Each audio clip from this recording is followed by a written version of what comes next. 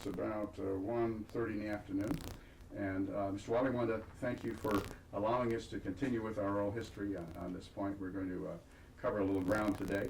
And one of the things I wanted to ask you, I'll start with just after the Coral Sea and some of the damage that was, or during the Coral Sea, the damage that was taken by the Yorktown, which you were on. So I'll have you, if you would describe the kind of aircraft you were flying and what your duties were in the ops room and things like that. Okay. I was in the torpedo squadron, and at that time we were still flying TBDs, that torpedo bomber built by Douglas. They were obsolete by that time. They had been designing and building new ones, but we didn't have them yet. So that's all we had to use, so I had to use them. On the way back from Coral Sea to Pearl Harbor, we continued to do the flight operations to search to be sure there wasn't any enemy ships in the vicinity, and as always, anti-submarine patrol to watch for submarines, because they were, the Japanese submarines with their long-lance torpedoes were deadly. So, but we never saw any submarines that we know of. What are the ships that were escorting you?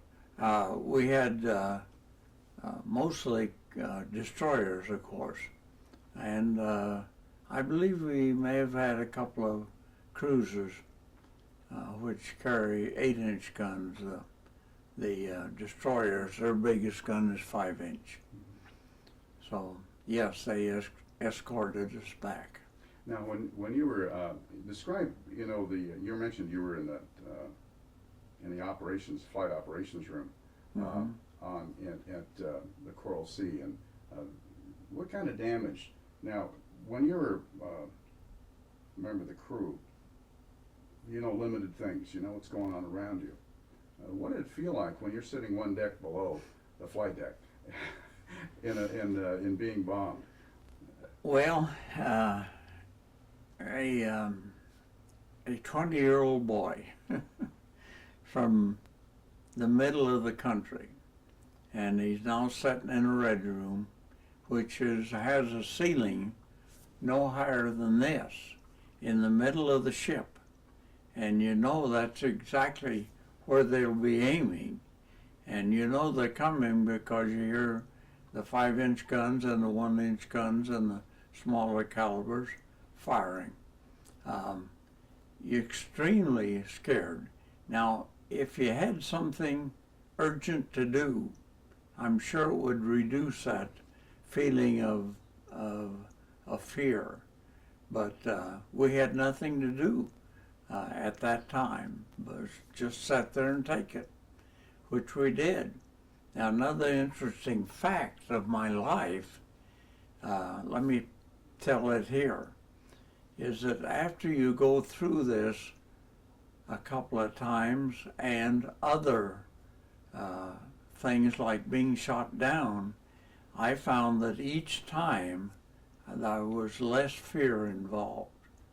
And when there comes time, I'm sure, to eventually meet my Maker, I will have no fear. I'm sure of that. And I'm trying to tell friends and family that that's the case. But at Coral Sea, we were really scared.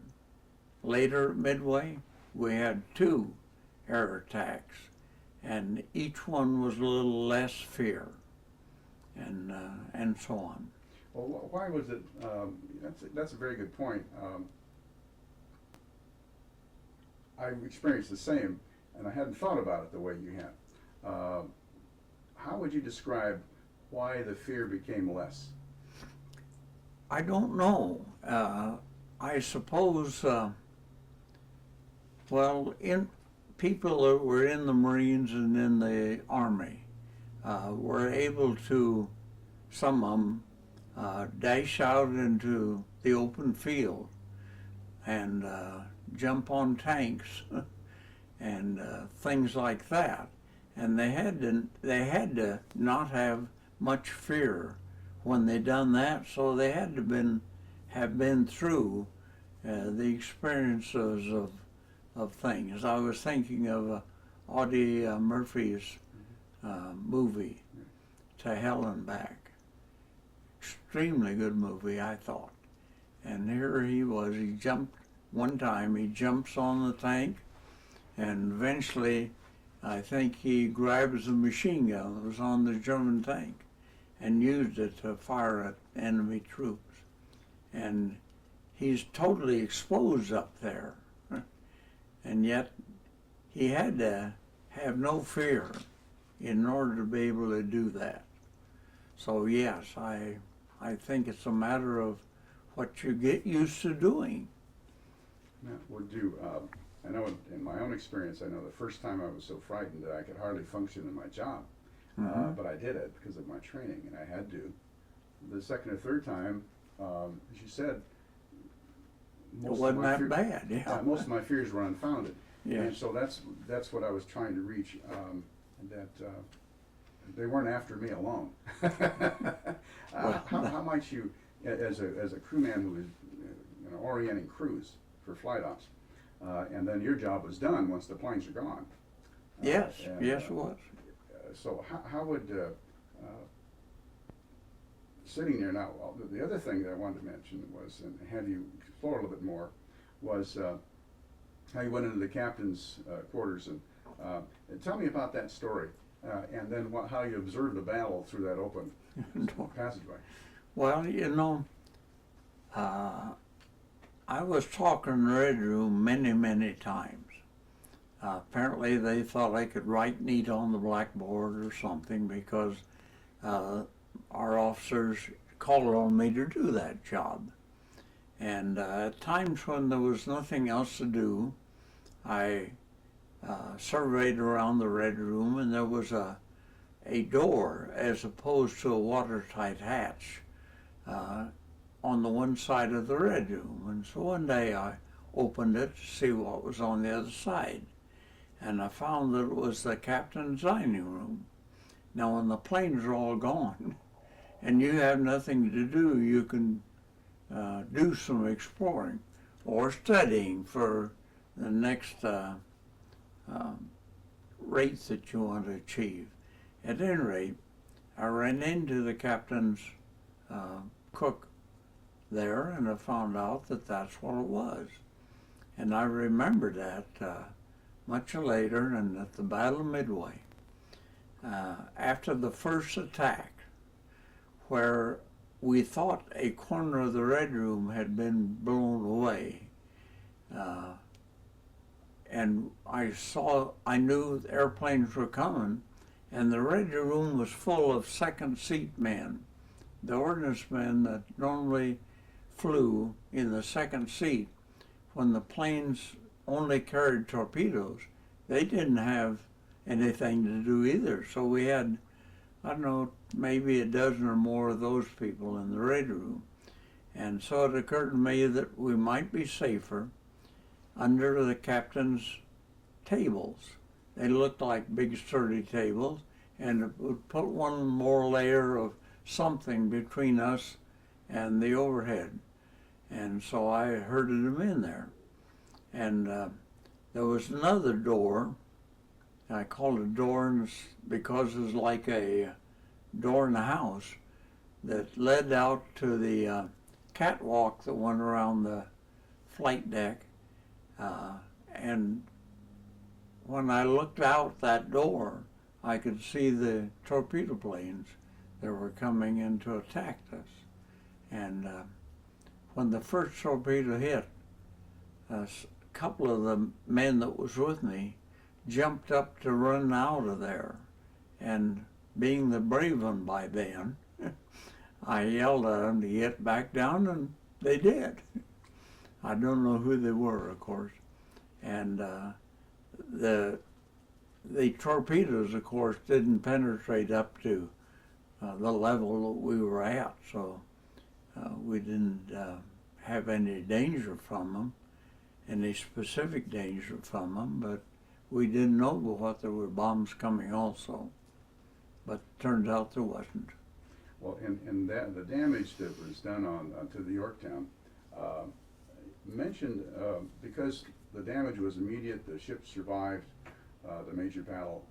What happened? How did you reconnoiter, and what was the job for the damage control guys to get the ship operational right after the battle? Well, in the Coral Sea, the only damage was essentially two damages. One with near misses that opened the fuel tanks, not wide open, but enough to leak. And the other was the one armor-piercing bomb that went through the flight deck, the radio room, and the hangar deck, and about two more decks before exploding. It was internal to the Yorktown damage, and it was in areas that were not essential to operating the Yorktown. And the only problem was a small hole on the flight deck, which was easily repaired and was able to stay underway and land and take off airplanes. Now, the flight deck was wood. Can you describe that? Yes, the flight deck on the World War II carriers was big, thick planks of wood, and it was easily repaired, of course. Remember why they used wood? You know, well, lightweight. Had they used steel like they do now on those carriers, had probably been too top heavy. And then so now the damage control guys repaired it, but you felt the ship had been out for a long time without repairs, and so you thought. Tell me about what the crew thought after you're heading back towards Pearl. Well, those of us that had been on the Yorktown, well, I had been there since December 40, a full year prior to Pearl Harbor, and we had spent a bunch of time in the Atlantic doing neutrality patrols, quote, and convoy duty. We took convoys to England before the war started, almost England. We stopped short and the British would bring out some ships and take over from us. There was no time for our ship, the Yorktown, to go into the repair yard and get things fixed. And the poor boilers just needed to have all of the lining bricks taken out and replaced badly. And so, but there was no time to do it. So we just had to leave port, and when the war started, and head for the West Coast, and the engineering crew would shut down one boiler at a time, which you could do out, and they brought aboard enough fire bricks to reline the boilers one at a time. Doing it while you were at sea. Yes, that's right, but that isn't the way it was intended. And so after Coral Sea, what was the thinking of the crew? Where were we going to go? What did you have an idea? What was the scuttlebutt? Well, don't know that we got any real scuttlebutt, which you get from upper levels of the officer training, but we certainly talked about, at long last, after all that time at sea on the East Coast, we spent months after month at sea on the East Coast before the war started. And then we got to the West Coast. We were a hungry bunch for some liberty. So we talked about us, our turn, guys. The Saratoga took a submarine torpedo and it got to go to Bremerton, and other ships we knew had gone to the West Coast, and of course they had leave and liberty. And so us guys were getting ready for our share. And we thought that this time, with the fact that it was a worn out ship with minimum repairs and this battle damage, that it was our turn to go stateside, and as a result of that, get some leave and liberty. And you were headed back to Pearl, so Yes. What's the normal thing when you pull into Pearl for normal provisions to head back to States? A couple of days, a week or two? What would be the normal thing? Oh, about a week, yeah. And the general pattern of it, and this kind of applies to the Battle of Midway. When it comes time, when we get close enough, the airplanes fly ashore. That's the easiest way to get them there. And so all the planes left and flew into Ford Island. And along with it, of course, in the case of the torpedo squadron, 3 crew members in each plane. And at that time, there may have been 12 to 15 planes. So we lost the people, we lost from the ship the people we knew. And also then when the ship got into port, then the ground crew, mechanics and what have you, and air crews that weren't assigned to a particular airplane would pack up the sea bag and move physically over to Ford Island so that we could operate the airplanes. So did you describe how Excuse me. in most aircraft carriers there was 2 crews. There was the flight crews and the ship's crew. Yes. Describe how that most people think, well, a carrier goes out and for 9 months and they come back with the same crew, and if you were in Yorktown, you're in Yorktown forever. Would you describe how that separation, that bifurcation really, how that worked? Well, we had more crews than we had airplanes. Is that what you're talking about? Yeah, and then how about the flight crews leaving, as you were referring? Oh, yes. Because there weren't ship's crew, they weren't ship's companies. No, no. And so Yeah, no. The crewmen that are assigned to squadrons were essentially a destroyer would have a little over 100 people on it, and they'd be assigned to that ship. Okay, a aircraft squadron like VT5 had over 100 people, and we were assigned to that squadron. We weren't assigned to the USS Yorktown. We were in that squadron. And we went aboard the Yorktown for these cruises, of course. But the skipper or captain of the squadron was our captain. And we had an executive officer and so on down. It's best compared to a small ship like a destroyer. It's complete. It's a complete organization unto itself. Now, of course, there were 4 squadrons, so we had 4 of those. And so the hierarchy came a little different from SIGPAC Air and SIGPAC Fleet. So the orders for the ship came from different headquarters as far as handling the air crews and so forth. Well, yes, but yet when we were on board the ship, the captain of the ship, Buckmaster, was in obviously overall control. Now, when you getting back to Pearl, when did you find out that you weren't going to get back to Bremerton or San Diego? Not until we had left Pearl. Now, as we approached Pearl, our planes flew into Ford Island, and we assumed we'd be going ashore there. Well, we never did get the word to move. And so we obviously followed orders and stayed. And when they put the Yorktown in the dry dock, they began using the cranes that normally provisioned the ship for repairing the ship.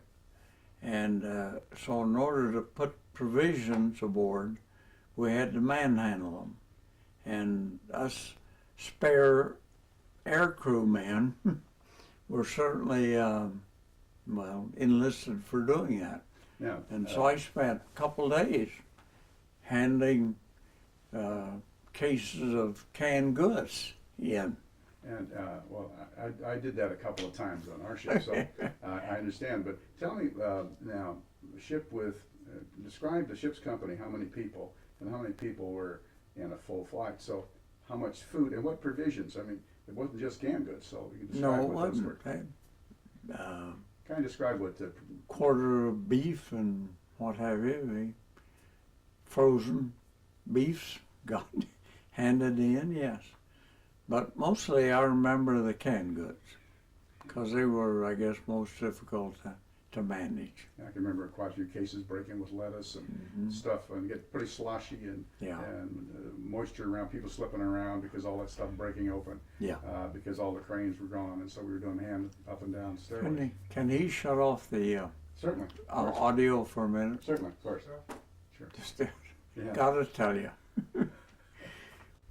Okay. Now, when you were loading the provisions, now you were in dry dock, so you knew you were repairing, Yes. and some of the flight crew was gone. The rest of you guys were used as ship's crew to load up the ship. That's right.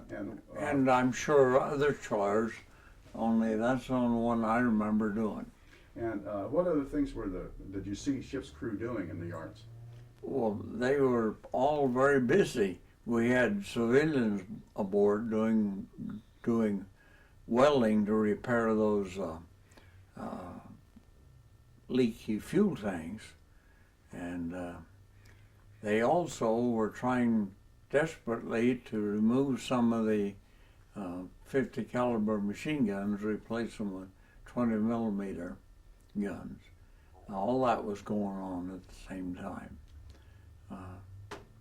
And we weren't there much time, very long. I think it was 3 days. And how many? They were operating 24 hours a day. Oh yes. We worked. We maybe were given 8 hours for sleeping, and we're working the other time. And so when you pulled out of Pearl Harbor, you thought you were going to go to Bremerton. Yes. Tell me about what happened when you pulled out to sea. We pulled out, and we get out to sea, and about 10 in the morning, the planes arrive, and they start landing. And now I didn't know what was going to happen, but the planes that tried to land, they had a hell of a time landing, because they acted like a bunch of new recruits, so to speak. They had horrible amount of time getting the planes aboard. And when the pilot, and we had one fighter plane, landed on top of another one and killed the pilot of the one that got landed on. Of course, that holds up operations on the flight deck for a while.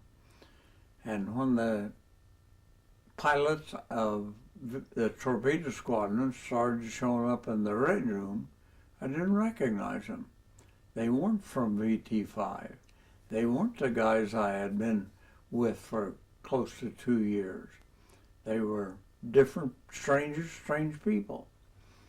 And then it began to occur to us, from what they told us, was that the flight crews that went ashore of VT5 were being replaced with the flight crews of VT3.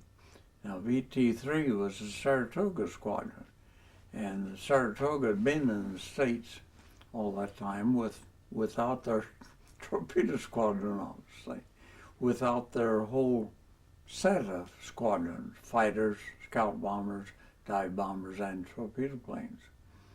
So then the captain got on the horn and told us that he knew everyone was expecting to go to the States and that we deserved it. But we had some other business, urgent business, that had to be attended to. And I'm not sure of the exact words that he used, of course. And that surely after that business, we would get to go to the States. And and we went out to Midway. Describe how what a 1MC is and how that communicates aboard ship, because the captain just get everybody together to speak to him. No. How did he handle that? Oh, he just went to a microphone on the bridge, and speakers all over the ship were connected, of course, through amplifiers, and that's the way he was able to communicate with us. We got aboard ship, of course, we got lots of communication like that, including what was the name of the movie that night, and so on. And so when you're at sea and you know you're not going to go back to the States.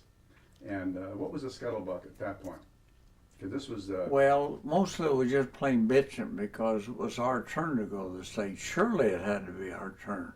After the Atlantic Ocean, all those months, and then all of the months in the Pacific. And the condition of the ship was such that it just had to go. So it was more bitching. There wasn't much in the way of scuttlebutt. And so that was the end of May. Yes. End of May. So you were now almost the first week of June, almost like as we are now. That's end of right. May, Mm-hmm. and that was 1942. Yes. And so... 60 years. 60 now. years, that's right. So now, tell me about, now we're approaching the Battle of Midway, the June 1st, the 2nd, the 3rd. What was occurring at that time? What was happening? Well, the thing that occurred to me in our squadron was that there was a lot of confusion. We had new officers, new flight crews, and from VT3, and we had all the ground crews from VT5. And so when the planes landed, the mechanics that were plane captains and first and second mechanic, he grabbed an airplane and took care of it. But here I was, an orphan air crewman, okay? So the first morning, the next morning after the crews got settled, I had a bunk sleep in, of course. That didn't go away.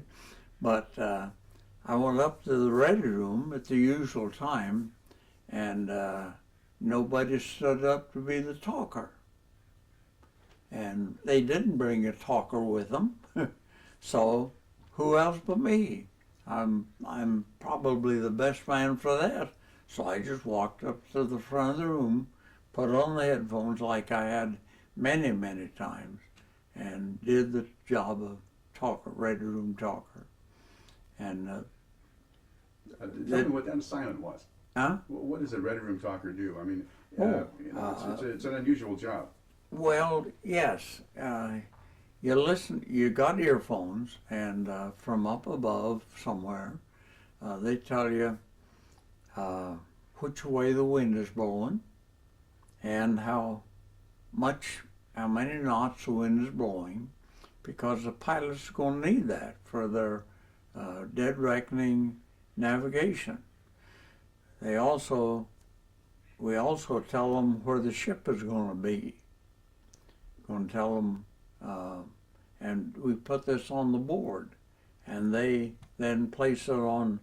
They copy this on their lapboards, which the pilots then use during this navigation. The other thing the obvious other thing that's done is they get the word to man their planes through the talker.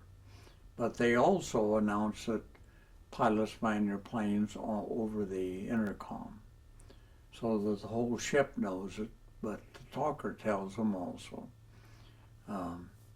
That's it. So the crews get all their information in the flight room from you. Yes. Right.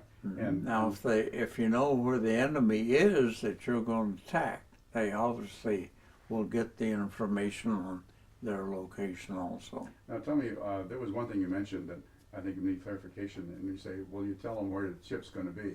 Yes. Describe how that is. It's not, the ship doesn't come back to where they were. It doesn't stay stationary. Oh, no. Okay, so describe how that is. Yeah, I don't know how those World War II pilots did as good a job as they did of dead reckoning navigation, because when they left the ship it was in one place. When they came back, it was somewhere else. So they had to find where it was going to be, not where it was. They came back to where it was, it'd be gone. And it didn't have any buildings to navigate from, no No, trees or hills, no, just no. the sea. All of those white caps look alike. Now, with first week of June, now we're getting prepared. When did you know that? When did they inform you of the information about the Japanese fleet? They didn't.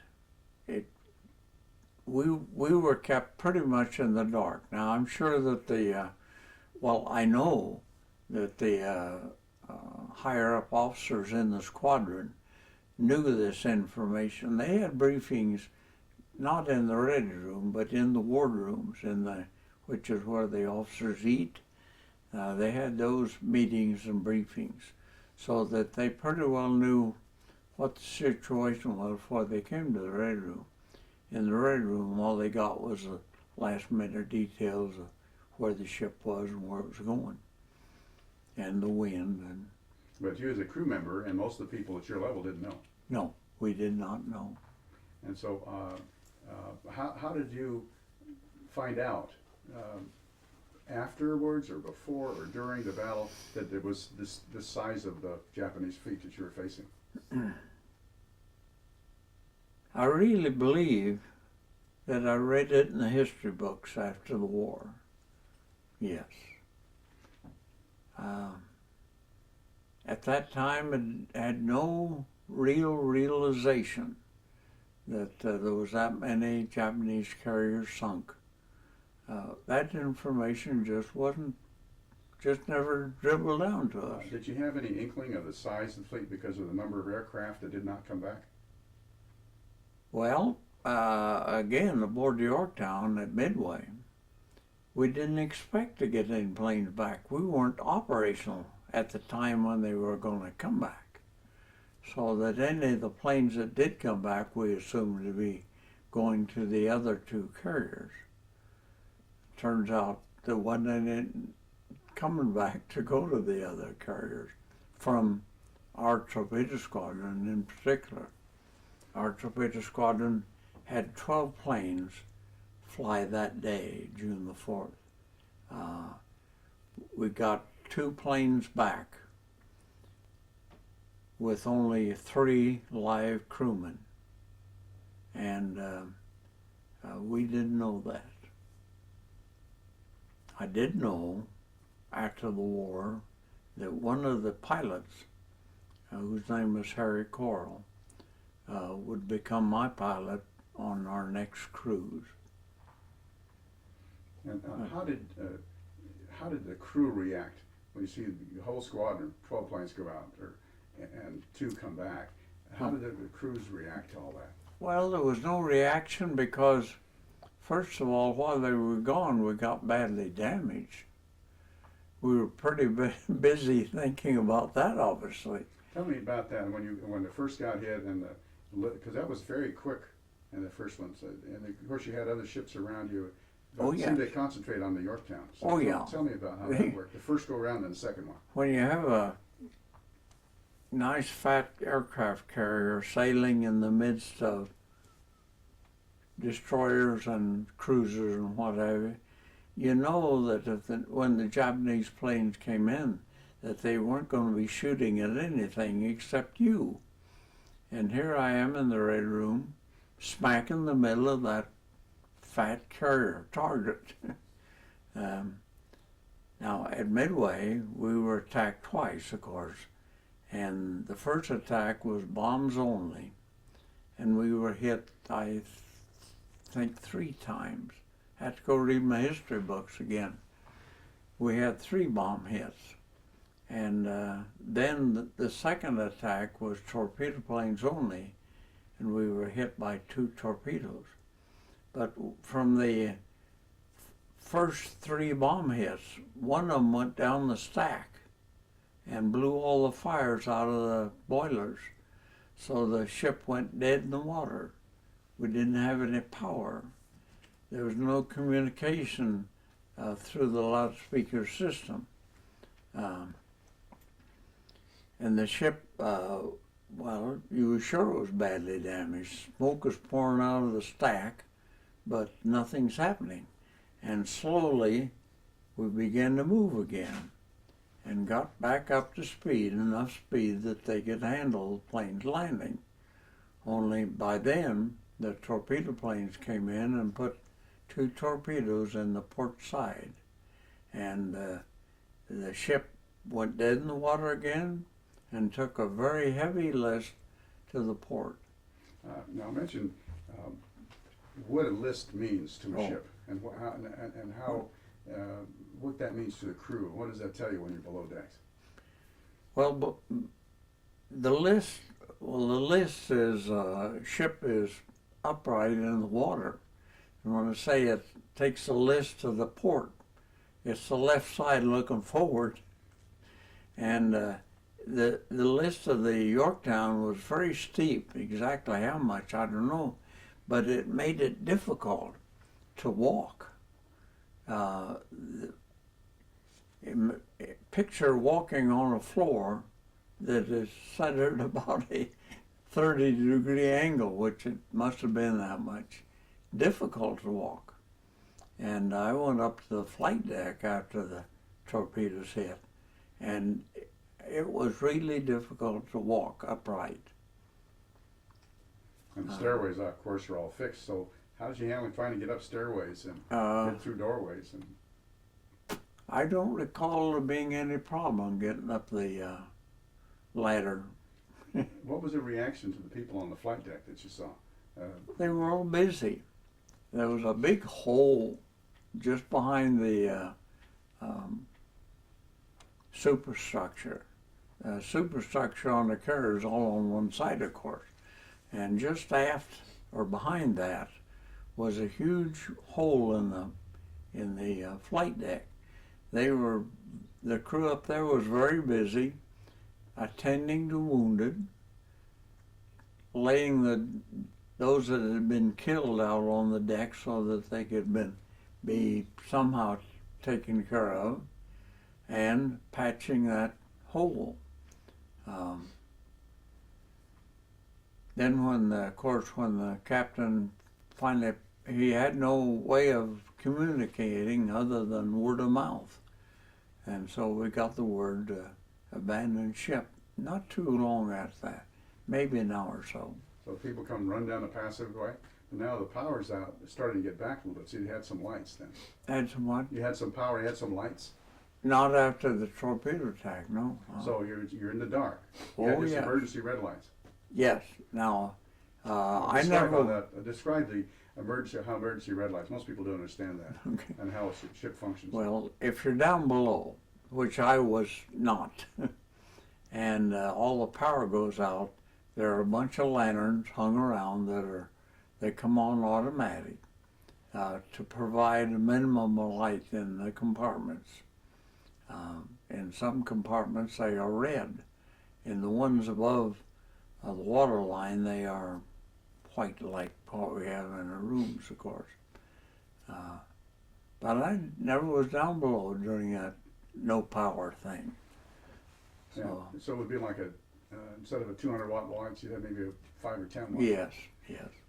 And so when the ship started, the captain abandoned ship, and you got the message. What did you do? What is your reaction? Well, I knew what to do. I moved forward to and walked down the ladder to what we call the forecastle. And there they had, somebody had got instructions to throw ropes, only in the Navy it's a line, over the side with knots tied in it. And so we lined up. When we got there, there was a long line of people using these lines, and they were taking off their shoes and neatly lining them up along a bulkhead. You got to be neat in the Navy. You couldn't throw them overboard. You might hit somebody. And when it come my turn at this particular line or rope, I went over the side and lowered myself into the water. And because I was a air crewman, I had an inflatable life jacket. Most of the guys had regular Kapok type jackets. And I lowered myself into the water and inflated my life jacket. And I was careful not to go underwater because I'd have come up with oil all over me. So when I say lowered myself into the water, it really was lowering myself into the oil. And describe what it's like and why a crewman fears that. yeah, crewmen are fearful of that because it burns. It can burn, especially on a carrier where some of the tanks could have contained gasoline, aviation gasoline, which is very high octane. But fortunately, it was just bunker oil, and so it didn't catch fire. Bunker oil can burn, though. Obviously, that's what they burn in the boilers. And then slowly started swimming towards what looked to me like the nearest ship, which was a destroyer, of course. And it took me, I'm just guessing, maybe 2 hours to reach the destroyer. They had cargo nets hanging over the side. We climbed up them onto the destroyer. Now, the destroyer has about 100 crewmen, and we probably put 300 or 400 rescued, oil-covered guys on that destroyer. They couldn't feed us. They couldn't even feed their own. No place to sleep except lay down on the deck and sleep. No change of clothes, obviously, even though we only had on oil-soaked clothing. And so you had every deck space full of people. Yes, we did. What happened with the wounded and those people that couldn't swim so well? The wounded were taken aboard rafts, and then the raft was pulled by a whaleboat or something out to where they could be tended to. Now, at that point, there was no Japanese attack at that point. Oh, no. In between. Yep. And so this was an hour or so after the attack when you're banding, a couple hours swimming. Yep. So now it's late afternoon. Yes, it is. And you're pretty pooped and hadn't had any heat. Very pooped and hungry. And everybody else was the same. Yes. What was that first night like? Elation. Pure elation. We were survivors. And we didn't know which of our buddies had been killed, but we knew many of them had. The actual losses aboard Yorktown, I don't know what it was, but what really wasn't very many compared to the size of the crew. But those of us that were on that destroyer in the later times, on our trip back to Pearl, we were a happy bunch. We were still alive. Now that next morning, the ship was still afloat. It hadn't sunk. Tell me about what happened in that interim. Well, I don't know, because our destroyer had left for Pearl Harbor. So you were already en route to Pearl Harbor. Yes. And so tell me now. We know that Hammond tried to their efforts to try and help some of the crew and right it and all, and it was sunk along with the Yorktown. When did you get the news that your ship was sunk? I believe it was in Pearl Harbor when we learned that, yes, it was lost. But the details of the submarine firing torpedoes into it, we didn't know that until after the war when I read it. Yeah, it was top secret for a Yes. long time. Oh, no yeah. one knew. And so it was nobody wanted to let the Japanese know that we lost the Yorktown. That's right. And when we got to Pearl, we were all sent to a Marine base,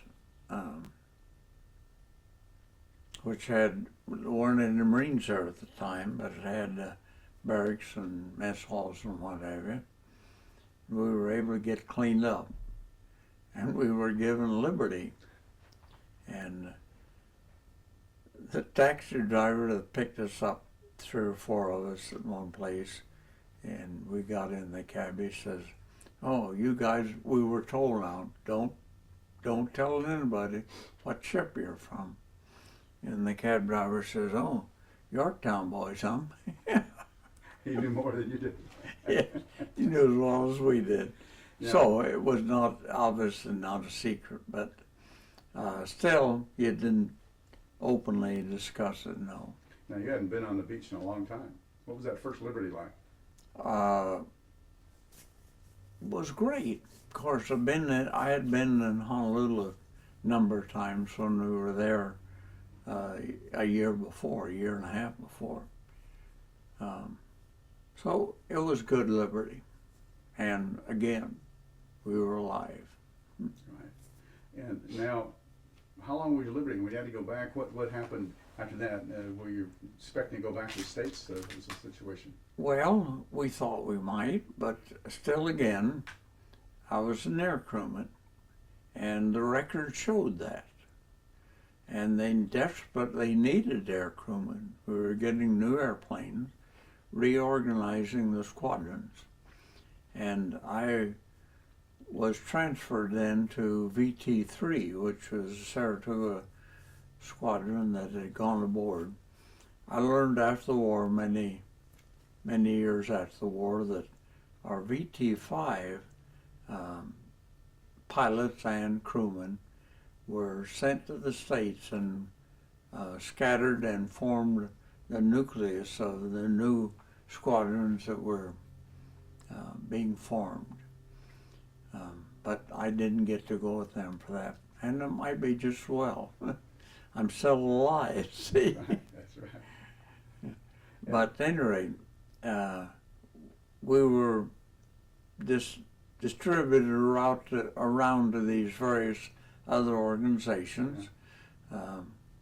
I've talked to many Yorktown vets because we have a USS Yorktown Club organization.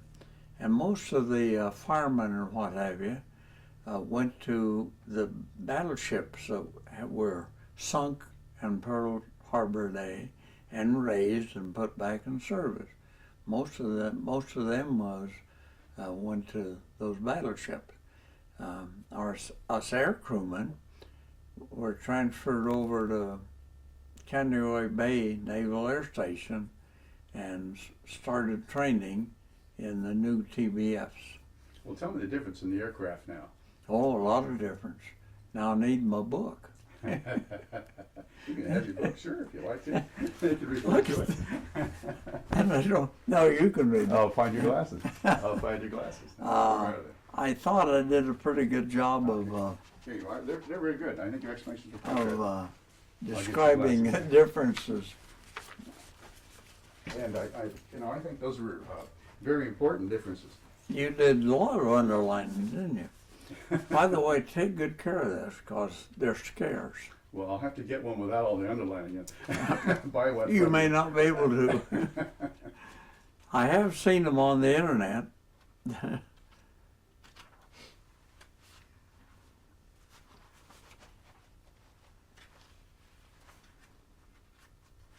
From your own recollections, what was the difference in the crew and the way the torpedoes are carried and planes and armament, basic things, and then you can get into the details on the horsepower and all that stuff. Oh, okay. Well, with the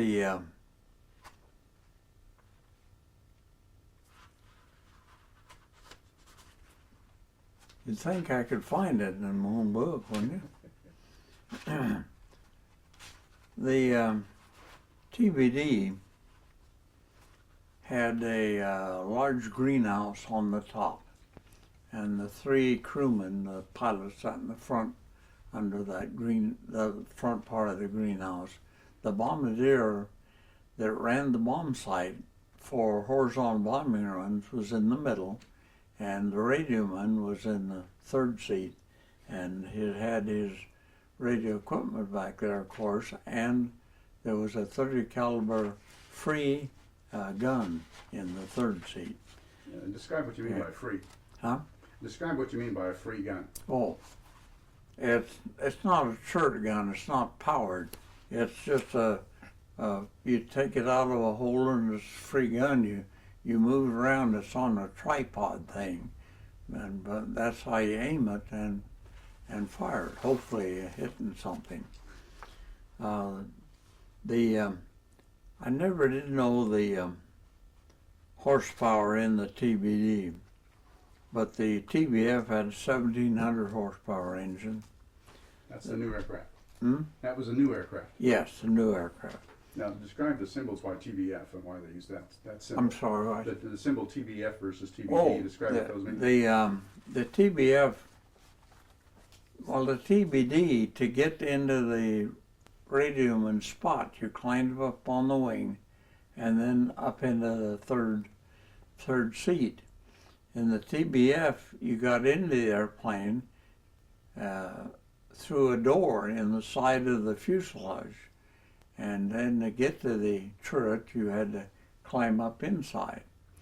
The radio equipment, in order to run the radio, you had to climb out of the turret down into this compartment that was in this much bigger fuselage that we had there. Just a horribly big airplane compared to the TBD. And torpedoes were carried inside, weren't they? Bombs and torpedoes were carried in the bomb bay. That was when you were flying was totally enclosed. When the bomb bay doors were closed. And in the TBD, to carry a torpedo, it hung out the bottom. But it dragged on the flight. Yes, it did. Now, one of the things that I always thought was kind of fascinating in your book was tell me about the radios and how often you used them or how often you didn't use them and how they were supposed to work. When we were at sea, going back before the war started, we were sent to the East Coast from Pearl Harbor. We were transferred, and on our way to the Panama Canal, the word came around that all the airplanes had to observe radio silence. And yet, when a guy gets in an airplane, he really would like to know if that radio will work. If they get lost, he wants to be able to help, Mayday or however you do it. And so after they announced radio silence, a couple of days later, the word came around, you are not observing radio silence.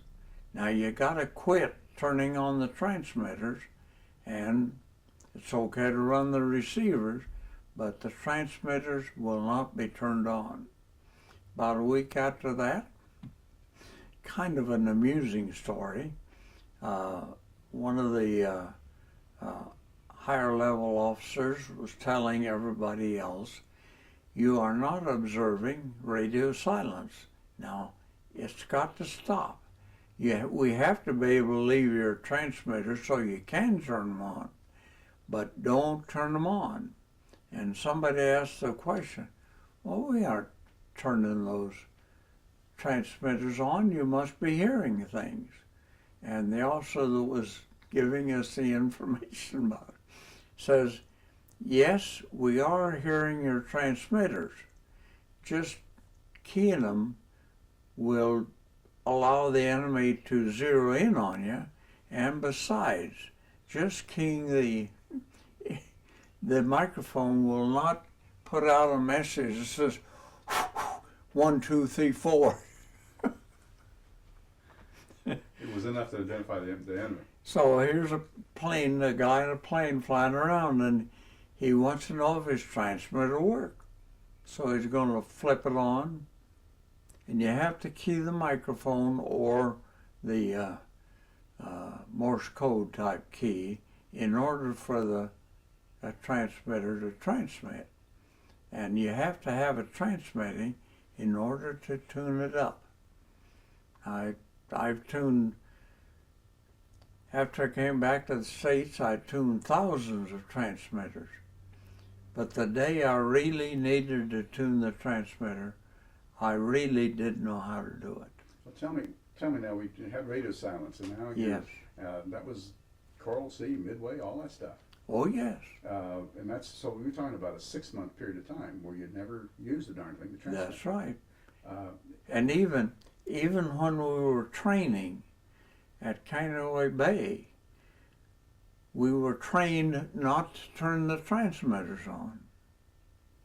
So the day that I was shot down, which we cover a little later, and I turned the transmitter on, nobody had any idea that it even had tubes in it and that it might work. It just didn't, that's just the way it was. And our radio communications early in the war was terrible, obviously terrible. We didn't know how to do it, and the equipment may not have been working. Right. Now we're after Midway, you're back, you're assigned to a new outfit, and BT3. Yes. And Saratoga outfit. Yeah. How did you get aboard ship, and when did that occur? And then where were you bound? Well, it occurred. We spent some time training in the TBS. Now you have here the difference in it. TBF was a much better aircraft than the TBD in its capabilities. And that's the way it always is. Every time we come out with a new one, it's better. Same with the cars, I think. Although I'm not too sure. After we had some training, pilots had to go through practicing carrier landings on land. We flew out over the ocean, and we dropped some dummy torpedoes that would spin, but no warhead on them. We went bombing, both glide bombing and horizontal bombing with bombs. It was, well, we really worked at it. It was very busy days getting ready. And then came the day to load up our sea bags and what have you. And the Enterprise had left the Pearl Harbor early that day, and we flew out, landed aboard the Enterprise, and our new station then, my new station, was aboard the Enterprise in Torpedo Squadron 3. And we sailed again to the Coral Sea. And history has shown that the Japanese were moving down the Solomon Island and were planning to build an airfield on Guadalcanal. So after we got down there, we bombed it a few times, and on August 7th, we landed Marines on Guadalcanal to retake or to take it from the Japanese. And not long after that, on August 24th, our leaders, I didn't know it, our leaders knew that the Japanese were moving a carrier task force in the area to help drive the Marines off Guadalcanal. And my assignment in the afternoon of August 24th was to fly in a 2-plane search mission looking for whatever was out there. And that particular day in the afternoon, we found a lone cruiser. Turned out it was the cruiser Tone. Found out about that after the war.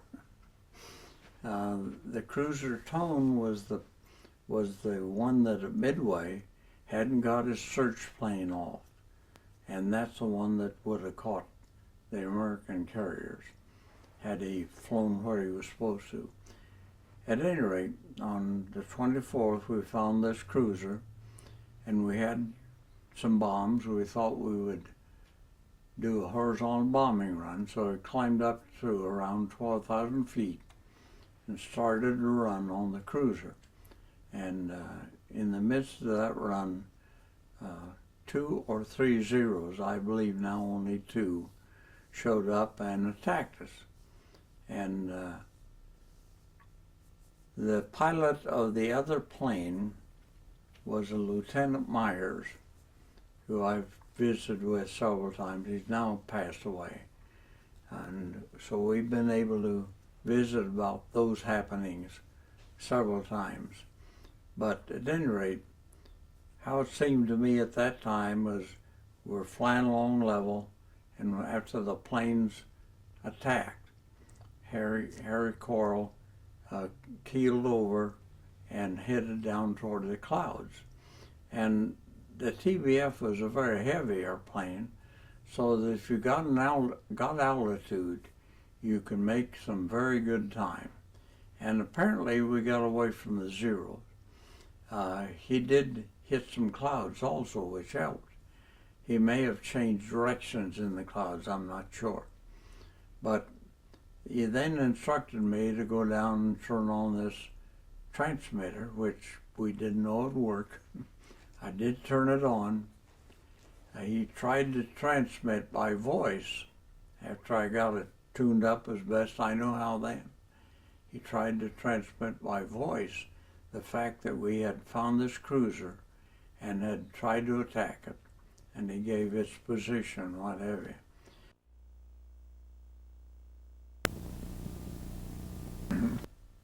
And next thing you knew, you were in water. Yeah. And I want to visit with you about. Okay. Yes. So this thing I'd like to visit with you. So first, you mentioned that you were doing your bombing run, and the Zeros came flying out. And so what happened at that point when you went down to get to? You were just at the point of turning on your radio to radio. Yes. You just find it. Could you start from there? I turned on the transmitter, of course, first time I'd ever had the transmitter on in the air. I had practiced on dummy transmitters and tuned it up as best I could remember how to do it. And then the pilot tried to send by voice radio the information about the cruiser we had found. And while I'm at the radio equipment starts exploding like M80s up in the radio equipment, and at the same time I see a big gash in my leg, and then I hear the second seat man, who has to clear out of the compartment for me to be in it. He says on the intercom, there's one coming in on the left and one coming in on the right. And I knew then that the Zeros were back. I, as quick as I could, clambered into the turret, sat down and raised the armor-plated compartment. Is sealed and somewhat armor-plated. Just got it raised when it was a feeling that the whole turret was just crushing around me, and it grew very black. If you've ever been knocked out, you know what blackness is. I'm sure I was not cold at that time. And when I come to, I got water in the face, feel the water, and it's obvious that I'm underwater. That's where training in swimming is good to have. There's an escape hatch just to the right of the turret on the right side. So I reached over to release that, but it's gone. It was torn off in the crash. So I worked my way out the escape hatch, inflated my Mae West life vest, and immediately bumped back into the plane. so that Probably the I'm wind. the plane's upside down and I'm under it. So I worked my way around it and could see a circle of light above me then. And I stroked toward that circle of light, broke through to the surface. And I realized then that, A, my lifeboat's down there, but it came up. So the compartment around the life raft had to also be damaged enough that they could float out of it and had no damage whatsoever. I swam over to it, which was just about 3 strokes, looked at it to see if I could see any gaping holes, inflated it with the CO2 bottle that's attached. It inflated, and I made sure I had a hold of it, because if the wind catches it and you can't swim fast enough, I was able to get myself in. And me and my life raft now settled back for a 15-day cruise. Now, I had a pencil with me, and I started a calendar. I knew it was August 24th. I started a calendar on the side of the raft, on the inside part. And when I finally got picked up and back to civilization, I did very good keeping that calendar. But I was 15 days in that life raft. Now tell me about when you inflated that life raft and got into it and started to reconnoiter what was in it, and you're telling me about food and water. Tell me about how you felt when you discovered that. Well, when it first reached the surface of the water, okay, you think out loud, or you think and it seems like it's out loud, I'm not sure. I recall vividly looking around and saying, I'm in trouble. Okay? And then the life raft appears, and I grab it and look it over, and I think to myself, now I have a chance, which I did, of course. And after I got in the life raft, I looked around to see what would be in there. Once again, our training wasn't that great, because no one told me what I would find in a life raft if I ever needed it. But I found a pump, which can be used to pump up the life raft. I found a metal mirror that can be used for signaling planes or other ships, and I still have that mirror, by the way. A Boy Scout knife, okay, and 2 oars, and that's it. The food and water is, the food is in a brown bag, rations is called it, in a brown bag, and it's attached to a short line rope and snapped on there is a line of rope that goes around the raft that's attached to the raft by means of that, and 3 canteens of water also attached to that. And the 3 canteens of water are there, but the brown emergency kit is, the whole bottom of it is torn away and there's nothing in it. So that's what I had, 3 canteens of water. And that was it. That was it. What did you think when you discovered you didn't have any food and only water? Didn't bother me at the time. They're going to send out search planes tomorrow and pick me up, right? Right. No, not quite. I realized that they were very busy, and I knew from Midway and Coral Sea that they would not send out a search from the carrier for me. I knew that I had to get to land, and the only way I was going to get there was spend time. Now, do you have an idea where you had an idea where you were to begin with, so a little bit? Well, that's another thing. When I was first a talker in the ready room, a year before this now, I took the information on where the ship was, longitude, latitude, and I got a chart of the area that we were in, and I plotted where we were every day. And most of the time we just went around little circles back into Pearl. Of course, the trip through the Panama Canal was a little more exciting. But I lost interest in doing that. And at this time, I really didn't know where I was. And that was bad thinking on my part. I should have kept up my plotting of the Yorktown position on a chart somewhere. I could have used that information. Now, when you, what was that? Now you're wounded.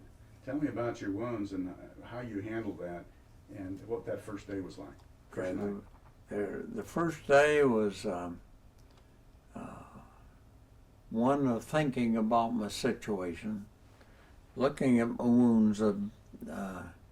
I used a little mirror one day, may have been the first day, to look in the mirror, and there's pieces of black all over my face that looked like splinters. I picked off many of them, and they had to be shrapnel wounds from the 20 millimeters exploding.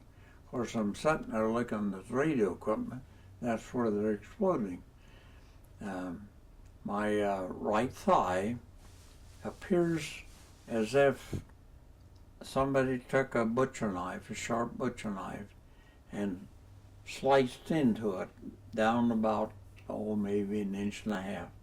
And the meat from my right thigh opened up so that my right thigh has the muscle and skin in my right thigh got a big hole there. Not a hole in the extent that it goes in. It was a glancing shot. Now, was it up and down your leg, or the length of your leg? Up as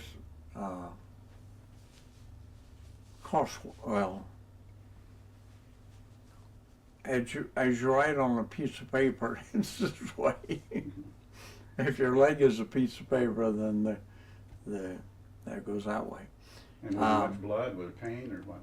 Well, no, there was no pain. That's another interesting part of this experience. Had that happened in normal times, like in a car accident or something, I'm assuming I'd feel it. No pain, okay? It's not, there's no veins or arteries cut, only oozing like you'd get from capillary veins and arteries. But it is oozing, and I thought, well, that is a big area to scab over, but maybe it will. Out here in the middle of the ocean, there probably isn't too much in the way of infections, so that may be all right. But I read somewhere, I don't know where exposure of wounds to the sunshine would help them. So I did that. I had plenty of sunshine. So I did that also, of course. Now, how about your leg? The ankle wound, that appeared to be a .22 caliber rifle bullet that went in and lodged itself in my right ankle bone. Turned out it was brass when we got it out, but it caused me really, in the long run, more trouble than the thigh wound, in that because when you walk, you flex your ankle, of course, and this, whatever was embedded in the ankle, would scratch the ligaments and whatever, and it remained pretty sore. And any time I did much walking, until that was removed eventually, it caused soreness. Well, let me go back a little bit now. Sure. That first day, Yeah. it was afternoon, about that time. Oh, it was the First afternoon. day, when you The finally got afternoon, in the okay. life raft, diagnosed what was going on, took your wounds, and you realized a little sunlight on your wound might help. Mm-hmm. And no one else, no other crew members surfaced. No. You knew you were all alone. Yes. How did you handle all that sun with no shade? And how did you handle that nights with no light and no heat? It's different. Describe how the temperature changes when the sun goes down in the tropics. In the tropics, when the sun goes down, bam, it's cool. And when the sun comes up, bam, it's hot. I examined the rubber raft carefully. Not too much to examine, but there was a round compartment that went across the raft, and it helped support a seat that you could sit on if you were going to row. And I noticed it didn't inflate. And I also saw that being a three-man raft, it was about long enough that I could lay down in it. And so I was concerned about doing it, but I took my trusty Boy Scout knife, which I still have. It's rusty though, and removed that thing. That was pretty gutsy. Huh? You didn't know if it was Yes. connected to the out. Now I don't know how the raft is going to ride in the waves and whatever exactly. But at any rate, that worked. So now in the daytime, when it gets real hot, I can lay in the bottom of the raft, and I have a thin layer of canvas between me and the cool water. And at night, I have a thin layer of canvas between me and the warm ocean water. The ocean water seems warm at night and cool in the daytime, and compared to the outside temperature, of course, it is. Now, how did you handle the exposure to salt water and salt air, the caustic of that, and the sun, and the burning ability in the sun? I mean, you're fair skinned, so you weren't dark like somebody from the native to that area. So how did you handle that? How did I handle that? Okay. Well, being an air crewman, I like the sun. I spent a lot of time up on the flight deck, not laying out in the sun sunbathing, you understand, but just up there. And I was pretty well tanned, and that has to be the reason why I was able to withstand that. The salt in the water and what have you, no, it didn't bother me. I didn't have any problems with it. And I had salt water on me lots, because the white caps, I had a habit of breaking just at the right time to throw water in the raft. And did the boat fill up with white caps, or were you able to? I was able to. I used the shoe, and was able to keep the life raft essentially empty.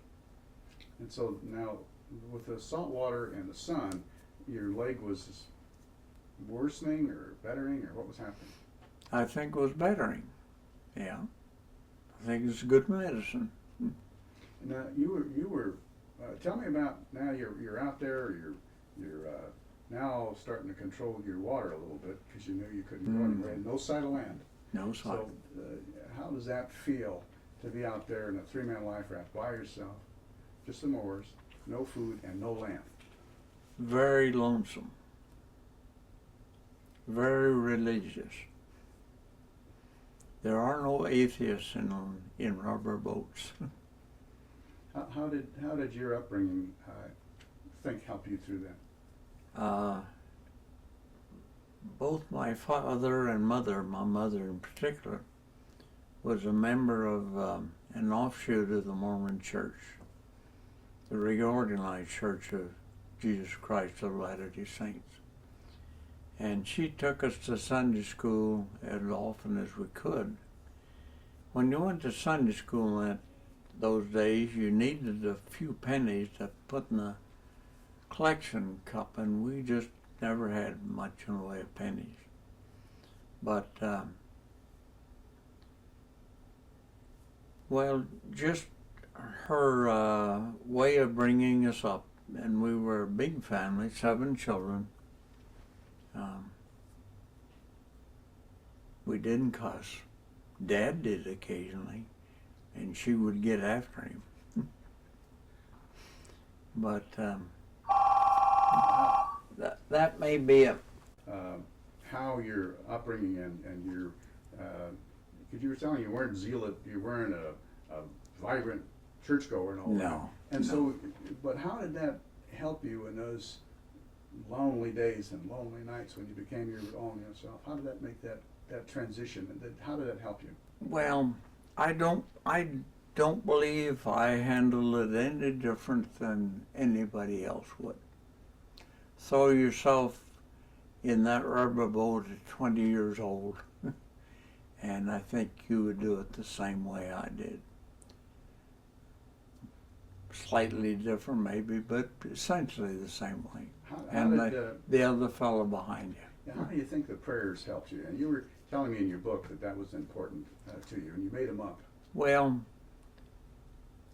I think it did help me, and I knew that back home, my mother and 2 sisters primarily would be going to church services, and they would know I was MIA after a while, and that they also would be praying for me, and that the whole church would be praying for me.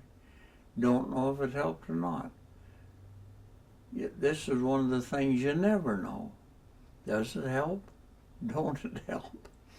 At any rate, as long as you feel like it helps, that's all you need. And it helped you? Yes. It helped you. And how did, what kind of things you pray for? For water, for rain, for a juicy steak or a milkshake? What was it? Just all that I recall that I prayed for was to see land one day. Now, what did you do at night? And tell me about that whistle. That's right. Among the things we had, there was a whistle. Well, one night it was cold, and I was, if I remember correct, I'm not sure what I put in the book now, but I got out that whistle, and it was really dark that night, and I blew it at the top of my lungs, and I'm sure that no one heard it, of course, but I blew it, and it did make a racket, and it was a different racket, so it was good for me to hear a loud whistle. In the depth of the darkness. In the depth and the darkness of the night, yeah, on the ocean. Yeah. Now you were been sipping your water very gingerly on that 14th or 15th day. Tell me about that day. Well, yes, I recognized that I had to make it last as long as I could. And so about the 3rd day I started taking very small sips. I also tried to catch rainwater, but I wasn't very successful in doing it. But I did make the first canteen last for 1 week, and the next 2 canteens barely made it the 2nd week. And I finished the last of the last canteen the day I was paddling for the island. Tell me about that sip. And did you see the island first and then sip, or was it? Tell me about that. Well, yeah, I saw the island first thing in the morning, of course, and I set about rowing toward it. And of course, the wind is blowing too, and I think the wind is doing better than I am. But nevertheless, I had to row, and I had very little water left. But it seemed maybe that if I didn't get to those islands, if I went by them, that I might never see another one. And so I essentially drank the remaining water, probably by noon, that sort of thing. And then rowed and rowed and rowed. Now tell me what you saw and how you were lifted over that coral reef. You like that? Huh? Yeah, that's very interesting. Now there's God with us, you know. Tell us about that. Yes. Well, as I rowed toward these islands, I kept noticing that, yes, I was gaining a little bit because after a while I could see the beaches. And I could see in between me and the beach that there was a lot of surf activity. Now, I didn't realize at the time, but the surf was breaking over a reef, and that I was going to have to navigate across that reef. And as I got very close to the reef, you've been in the ocean, chances are, and you know that as a wave comes by, it can, if you're in real deep water, it can raise you up off the bottom, gently set you down again. And so as I got close to the reef, sure enough, a big wave come along, picked me up, gently carried me over the reef, which is sharp coral, and set me down on the inside of the reef in the lagoon. And then I continued rowing toward the island, and pretty quick I saw some natives paddling a canoe heading toward me. Boy, that was a good sight. Tell me what you saw when you first got in that lagoon and looked down the water. Oh, when I first got, what strange things go through a person's mind at strange times. As I got inside the lagoon, I looked down, and here is beautiful coral and lots of very small, really wild colored fish. They don't look like goldfish, they just, well, they're all kinds of colors. And I thought, well, how beautiful it is. And I remember thinking, will I be here long enough that I can come out and look at this and enjoy it? And turned out I was, of course. But you'd think I would be more interested in getting to the beach than looking at the fish. But at any rate, that's it. Well, you were You safe. did read the book.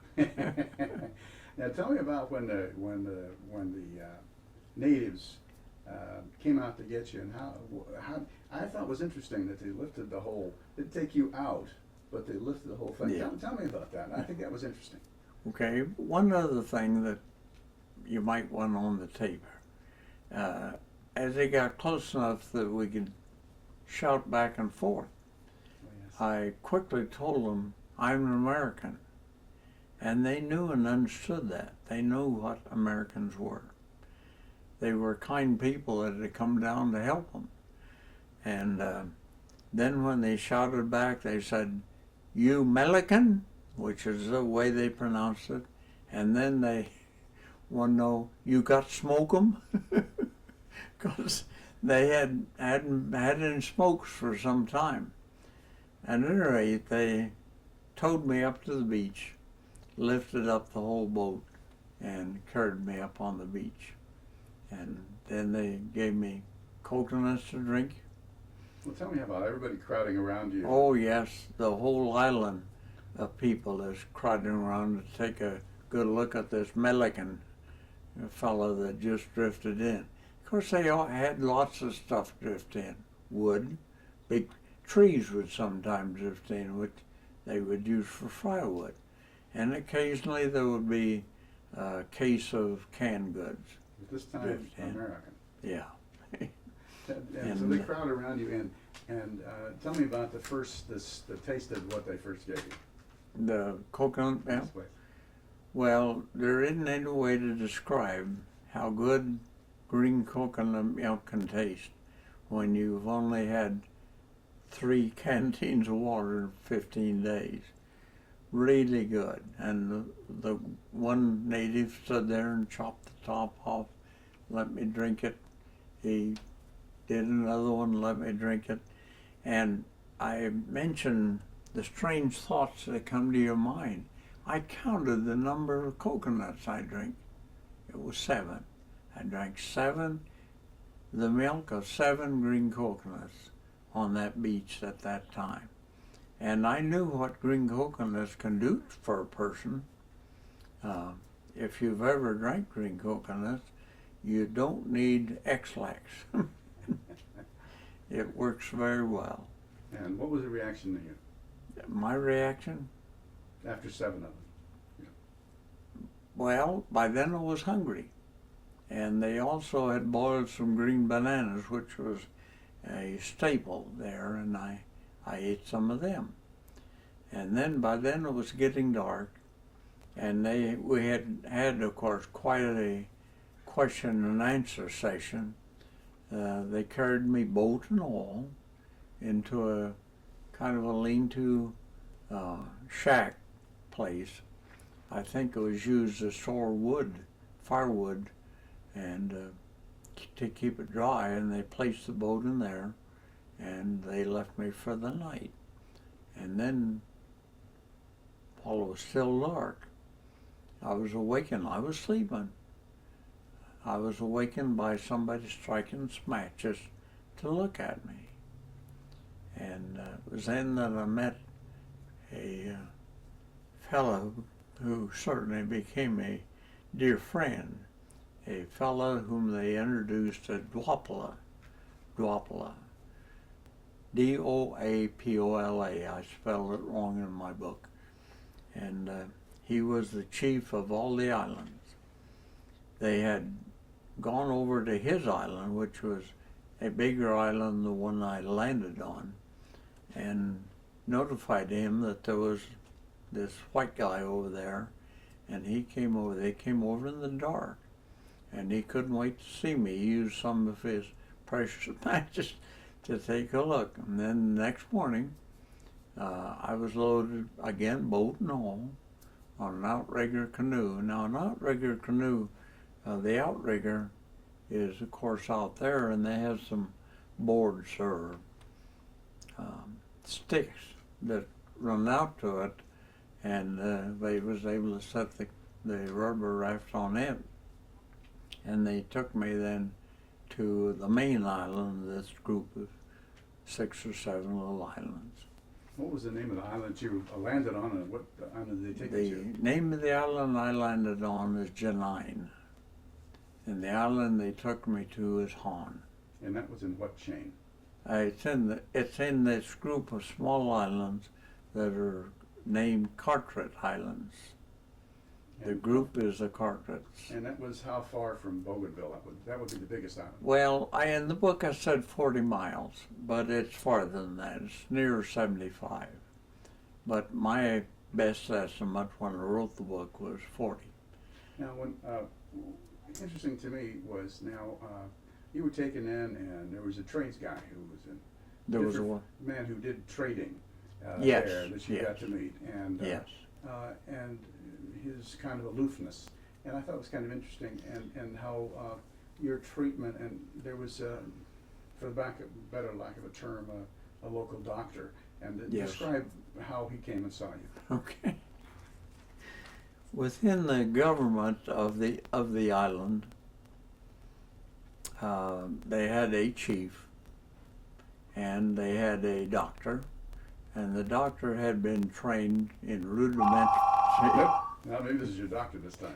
You were taken over to the other island, to the main island, and you're talking about the structure, about the chief and the doctor. Yes, and yes. the roles.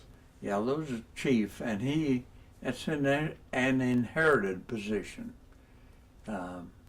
His son was supposed to become the next chief, and I believe he did. I'm not sure. But they also had a doctor, as I mentioned, and he was trained by the missionaries that had visited there in some of the rudimentary first aid or whatever kind of care you can give where all you have is coconuts. They also had the head of the church, all right? Among other things was a guy on a different island who was the best canoe repairing guy. But he was on a different island. And I'm not sure what all else might have been. Now tell me about the people. What did they look like, and how were they dressed, and how was that quite a shock for you initially? No, it wasn't, because it was not a shock to me, because I'd seen in National Geographic magazines how some of the natives of various places dressed. The boys and girls alike, men and women. The only thing they wore was a cloth, which they put around the middle, and by tucking it in some manner, it stayed up. And the girls were completely topless. That was, they had no shoes or anything like that. That was the total dress. And they were dark-skinned, but not like African Americans that have curly hair. Their hair is fuzzy. You've seen the fuzzy wuzzies of the Fiji Islands, so they were perhaps an offshoot of that. They also are close to Australia, so I would assume that there was some Australian type Aborigines had some influence there. I'm not sure. Now, you mentioned the color of the skin was very favorable to you. Tell me about that. The color of the skin, to me, had a copper hue underneath that would shine through. And I thought they were beautiful. Really do. Of course, they were saving my life. That would certainly color my feeling for them. Now, tell me how you were treated, because people brought food to you. They didn't ask you to do anything. You became a part of their system. Tell me about that. Well, yes, every day I would get 2 meals. And I always had as many bananas to eat if I wanted. I'm not sure how they arranged this, because the different families would bring something for me to eat. They sort of had a young man trained as a cook to do any cooking that had to be done. And there were some chickens, for example, on the island, and I think they were very scarce, and I got more than my share of them. They were prepared always by boiling. They boiled everything, except the fish. Now, we also had a lot of fish to eat, and they prepared it. They were a scaled type, a fish with scales. They would prepare it by cleaning it and laying it on a bed of coals and barbecuing it. And the fish was very good. They also had other things to eat from the land. They had taro and breadfruit beside the bananas. From the water, from the ocean, they had snails, big snails, clams, and lobster. Lobsters were very good. Tell me how they skinned and gathered the fish. The fish. Well, the man that went fishing, the man took care of all the skilled positions. If you went into the jungle or bush, as they called it, to the gardens that they had, the male would climb the coconut tree and kick out the coconuts off of his coconut tree, and then the girl would have to pack them up and carry them back to the house, so that the man took the skilled work climbing the coconut tree, and the girl had to do the manual labor carrying back to the house. The girls also always walked about 10 feet behind their husband or father, depending on which it was. That's probably something that came from years and years and years, many generations. Yeah, tell me about 2 things. What it was like and how they treated your wounds. The doctor, they treated my wound. The assigned doctor came to the house that they kept me in, or allowed me to stay in. Let me interrupt a second. He wasn't a doctor with a little black bag and a stethoscope and a white uniform. Kind of describe that. The doctor looked like anybody else on the island in terms of his dress, but he did show up, bringing a coconut, and he would open the coconut and take out the milk, and then use the milk to wash up my wound. And he would take the one bandage that I guess they had left at that time. He would take it down to the beach and wash it in the ocean because my wound was still draining into it. And all it was several layers of gauze around my leg. And so he'd wash it and re-bandage it. The next day he'd do the same thing. But he came every day until at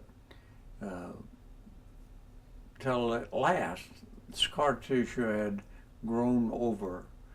The scar tissue started growing from the outside edges of this wound and eventually closed in the middle. How long did that take? Hmm? How long did that take?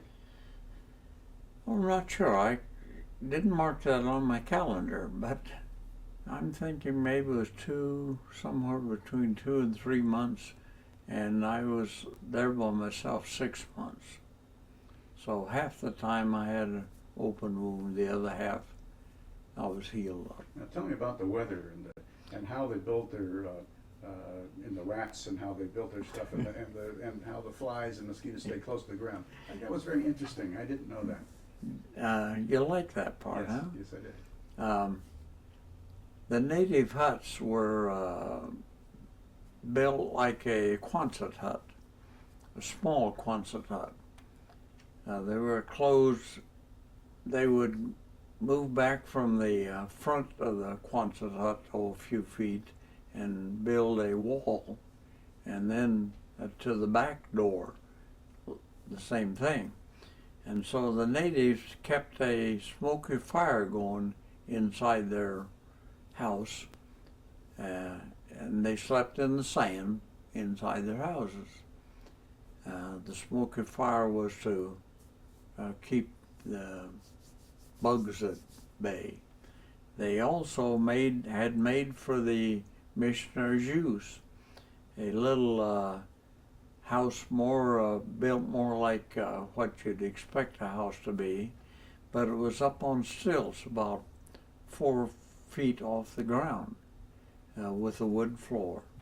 And I noticed that at times where flies or gnats and other insects were very heavy, that they would be down at ground level, and that I could escape the majority of it by going up this 4 feet stairs into this little hut that was on stilts. In their own case, then they kept a smoky fire to keep the mosquitoes somewhat at bay. After the B-17 people got there, we also slept in some of the native houses with a smoky fire because we couldn't all fit in my little house. Now, tell me the day that you spied the ship and found out it was Japanese. Tell me about that one. Okay, back in the rubber raft.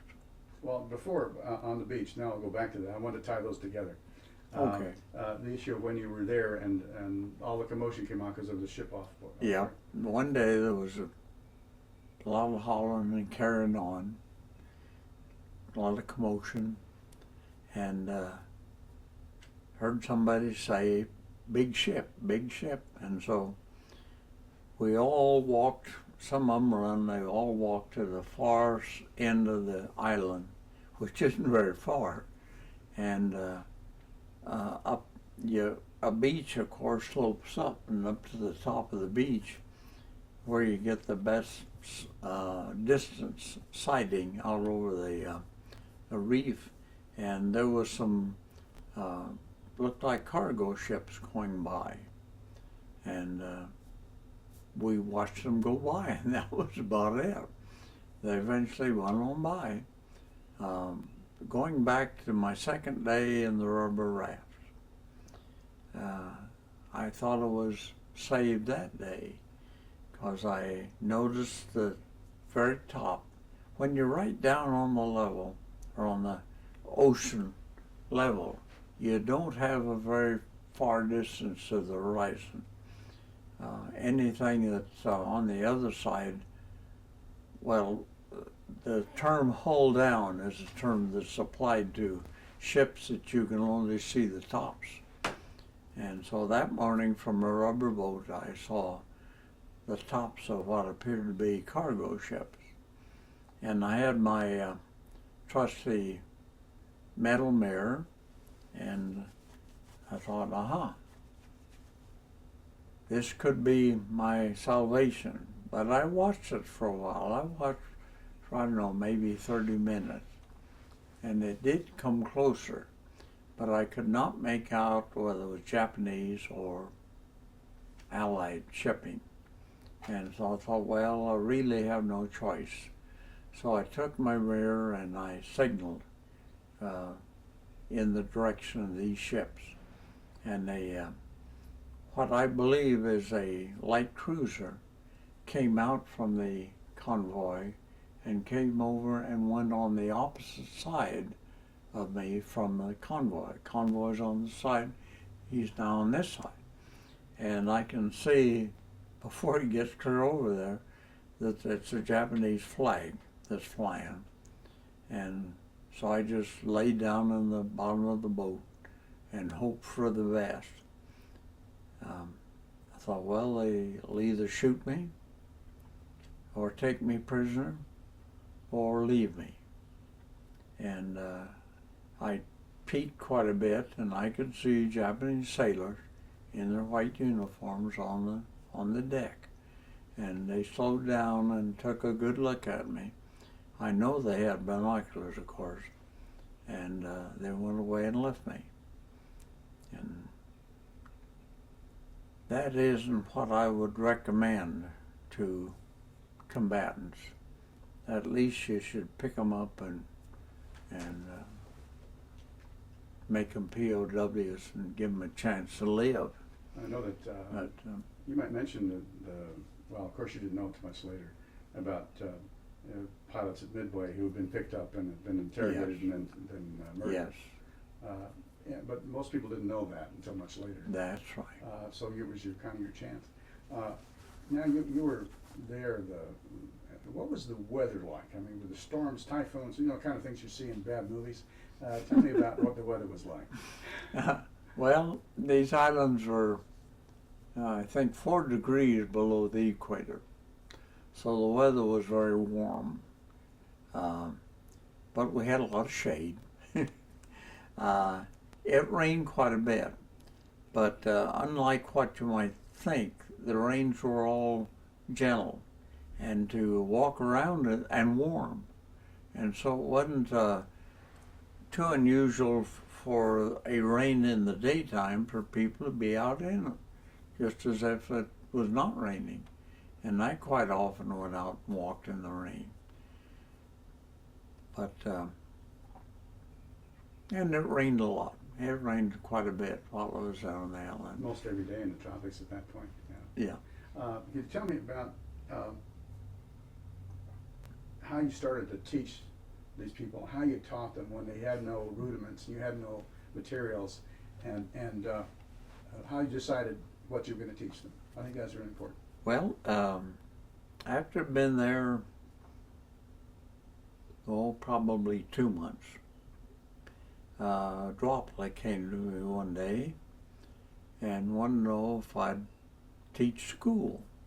Now, he was aware of what school teaching was like a little bit, in that when the missionaries came there, I told you where the missionaries came from, didn't I? Okay. You mentioned that again. I think it's appropriate now. Yeah. School. It might be better to have it here. Years after this experience, I was reading a book by Walter Lord called The Lonely Vigil, about the coast watchers in the Solomons.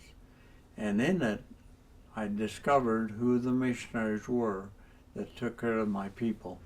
I call them my people. On my islands, I call them my islands. And turns out it was my neighbors down there, the Sisters of St. Joseph of Orange. And so I made some phone calls and found several of the sisters that had been to the islands, and one in particular, and we've had several wonderful visits. And, well, they're wonderful people.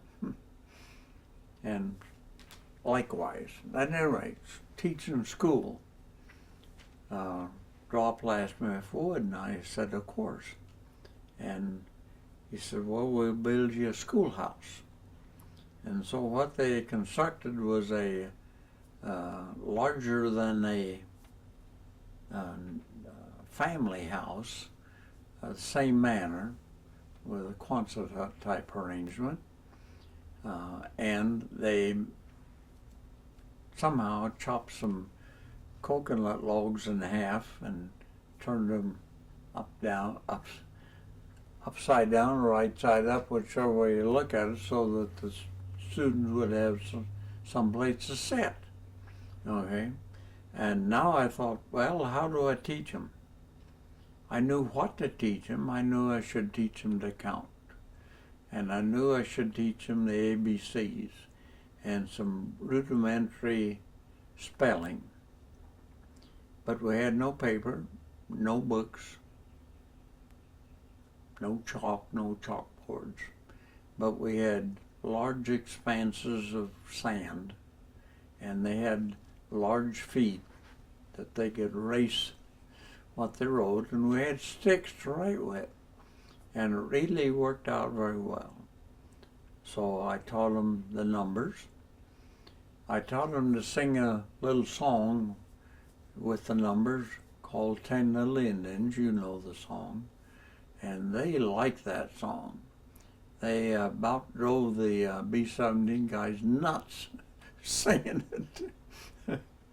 And I think that, oh, by the way, the kids were all ages 5 to 16, but they were all in the first grade. And they did real well, I think. We learned to count, we learned to do some arithmetic, and they learned to count. I took them up to 100. A few of them I took on past 100. And ABCs, and then we practiced writing their names. I had to guess how to spell their names. Well, tell me how their pidgin English was formed, and how you tried to learn that language too. Yeah, so, okay, yeah. A part of the going to school was I did not speak their language. And so we had to learn to communicate. And the best way was using pidgin English. Now, what's pidgin English? Well, among the Papua New Guinea natives, there are over 700 different languages. And so when they travel from village to village, in order to communicate with the people of the other village, they have to use pidgin English. And pidgin English is a combination of English, native words, and some German, I believe, is in it. An example of some of these expressions, well, how did I learn pidgin English? One day, I asked where a certain person was, and they told me, him kai kai banan. I didn't know what that meant until they come in to see what I wanted, eating a banana. So, him must be like we use him, and kai kai must mean eat, and we know what banana is. Okay, well, I thought, I've done it. I have a breakthrough here. Now I can expand on that. And I did. And I could communicate very well with the natives at the end of 6 months, very well. And as I did that, I always tried to get them to use more English, because I thought if there's anything they can use that I know would be English, and so we worked on that. For example, they use in Pidgin English, good night is Soho Tolam Lava. Soho Tolam Lava. Darned if I can figure out exactly what that means in English, except after much effort, it came to me that what they're saying is, you sleep, me go. Okay? Now that's not good English, but it's good Pidgin English. Yeah, may have been some Spanish in there too. That could Hard to be. tell. Now, Could be. one of the things, I want to shift gears a little, because I thought that was very interesting, but the other thing I thought was really interesting was the kind of snuff thing that the natives use, and why most of the adult males didn't have blackened teeth or no teeth, and how they made this out of coral. Okay. And how they used that on your wounds. I thought that was Okay. really interesting, and how you used it on your wounds. I used it. And how I thought that was really an interesting adaptation of a material, and how they did it. I thought that was fantastic. Yes, I'd like to take you back just a short notch, and then we can get to that. Yeah. The Pidgin English. Papua New Guinea is now an independent nation, and Pidgin English is used all around. And in their parliament, they have two official languages. One is Pidgin, one is English. And there is a dictionary of Pidgin English that I had a copy of one time. I probably loaned it to somebody, and books never come back. Okay. Like any civilization or group of people anywhere, look for something to eat or drink or carry on that gives them a buzz. Of course, in our country today, we have way too many of those things, including beer and gin and so on. But among these natives, they had some betel nut and another thing that they grew that looked like to a Midwesterner, looked like a cattail, if you know what a cattail is. It's the top of a weed, the seeds of the top of a weed that's about this long and is round. And those two things, the betel nut and or this thing, which I don't know what it's called, could give a buzz to the natives. And you never saw any of the real young people using it. How did they use it? Huh? How did they use it? How do they use it? Okay. They dipped it in a white powder, which they call kabong. And then they put it in their mouth. And when it went in their mouth and they started chewing it, the saliva in their mouth turned a bright red. All right? And the ones that use this quite often, that turned their teeth turned real black, where you and I have somewhat of a white teeth, they had black teeth. And so I wondered what that kabong was, and one day they were real excited in that a big tree had drifted in, and the men commandeered that tree, and they chopped it up into firewood. And then they went out into the lagoon and they gathered a lot of coral, a specific kind of coral. And then they built a bonfire and threw the coral on it. And the coral turned from the color that as it's growing white.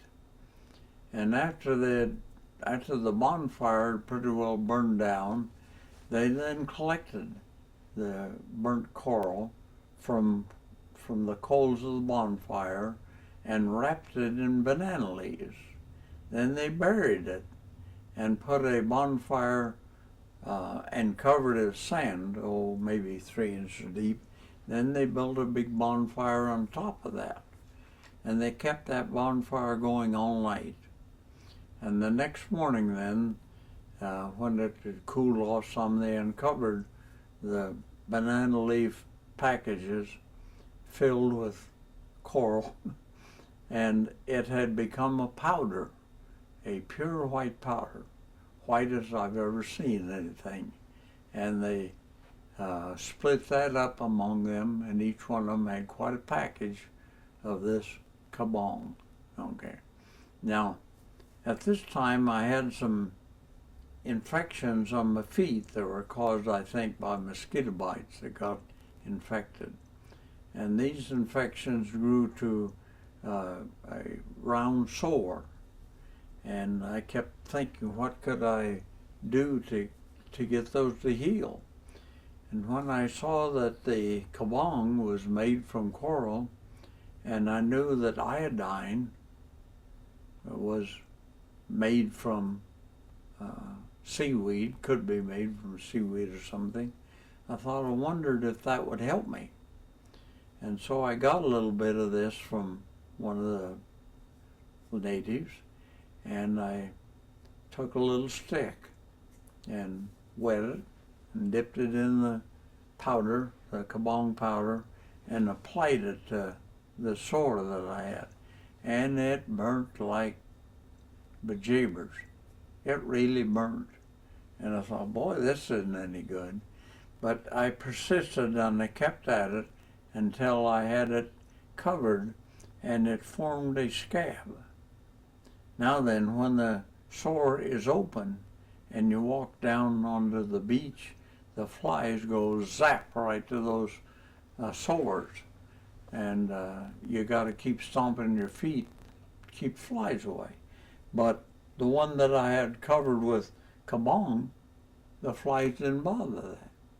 So I was extremely encouraged, and I went back and I had, maybe on both feet, I had over 20 of those sores developing. And I worked and worked and worked and endured lots of pain to get them all covered with this material. And they all healed up and they're fine. They left a scar, a kind of a blue scar, which I had for years. I can almost show you one today almost. But at any rate, it worked. Now, did any other natives start using it? No, but one day one of the B-17 guys had a problem.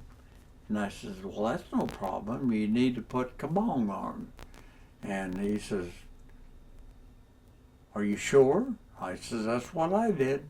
And he put some on this little sore that he had, and he said, okay. So you go from there.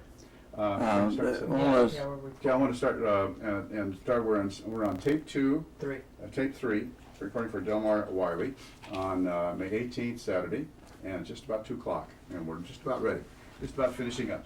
And you were recounting about now the natives had transported you. Did they tell you the name of the original island in which they found you?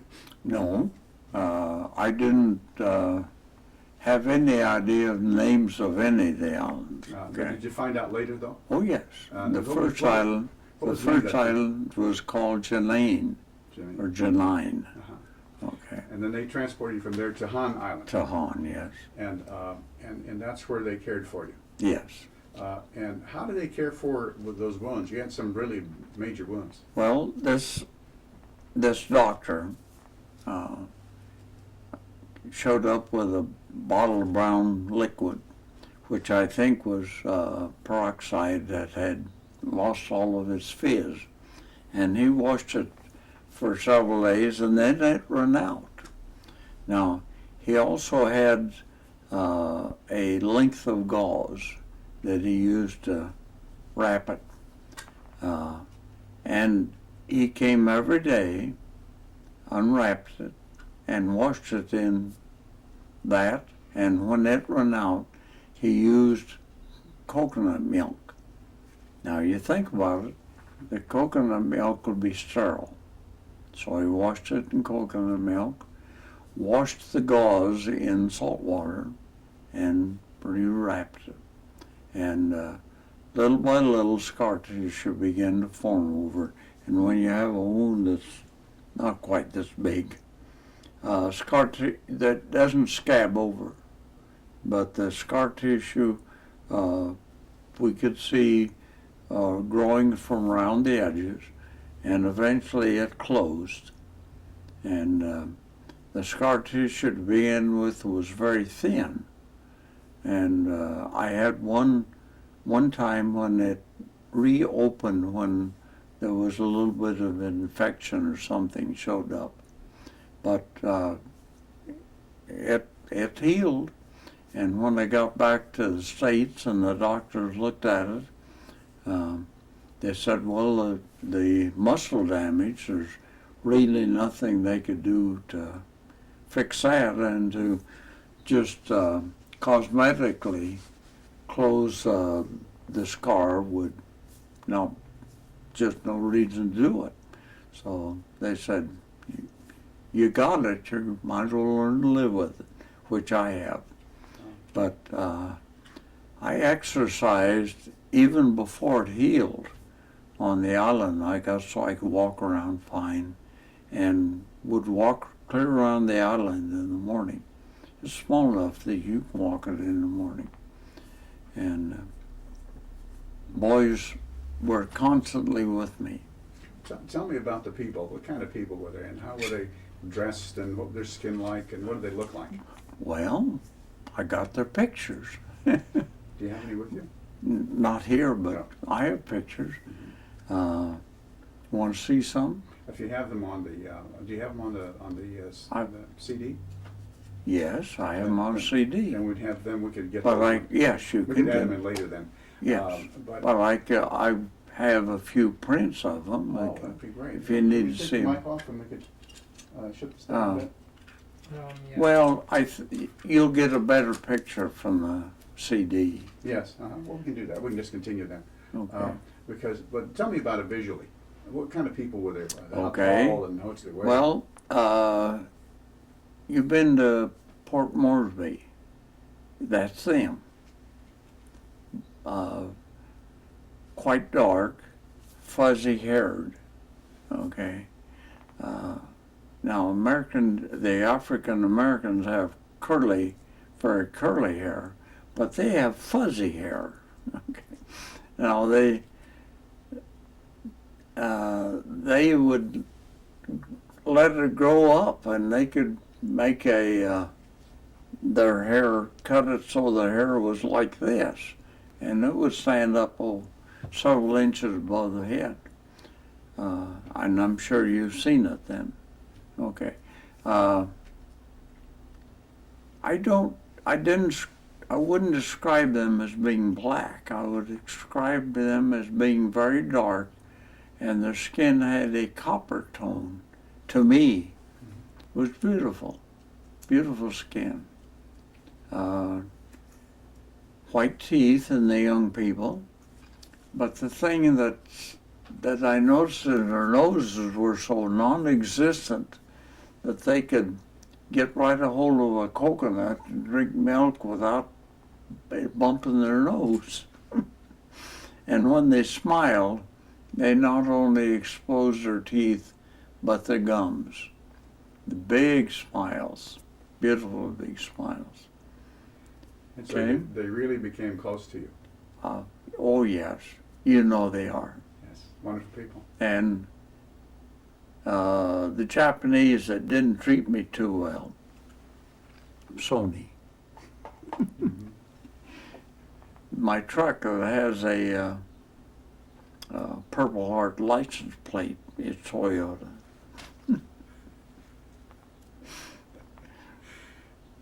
All is forgiven. How did you, and when you met them, and now you got to know them, did you get a chance to reacquaint yourself with them again? Oh yes, and uh, the way it happened is I was reading Walter Lord's book, Lonely Vigil.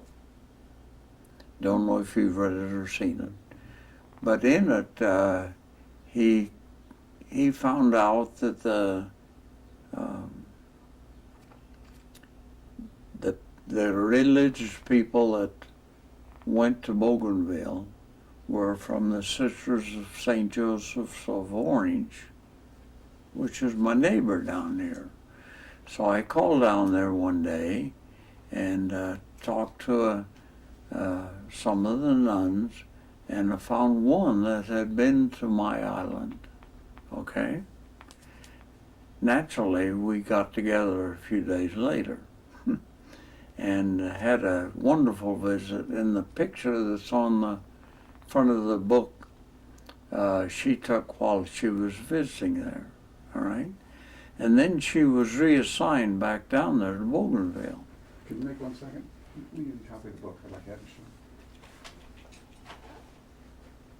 It's right there on the table. She took that picture, could you? And could you show and this was taken on the island of Han, and she took the picture, just photograph, when she was there. And I used it, of course, to put on the front of the book.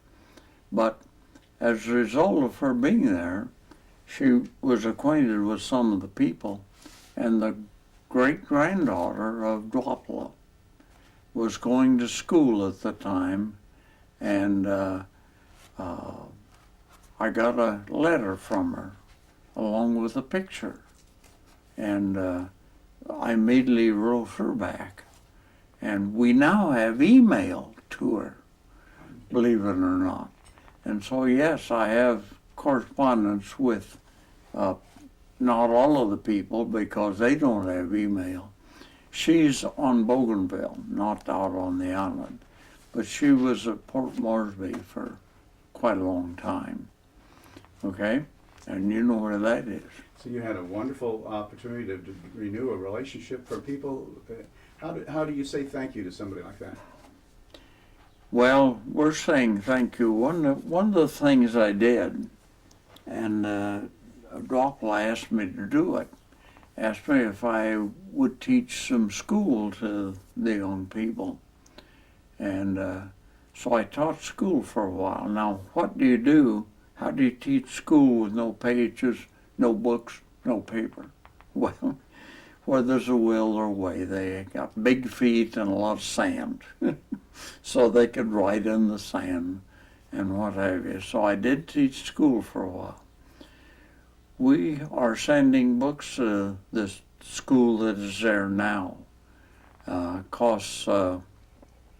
Takes 6 months to get there and costs about $50 a mail bag full of books.